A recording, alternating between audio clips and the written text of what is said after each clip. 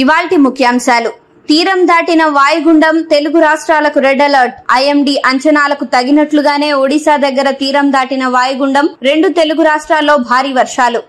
చేనేతకారులకు CM Revanth good news. ఐఐహెచ్టీని ప్రారంభించిన CM Revanth Reddy చేనేతకారులకు సాంకేతిక శిక్షణ ఇచ్చేందుకు ఐఐహెచ్టీ ఏర్పాట్లు చేసినట్లు ప్రకటన.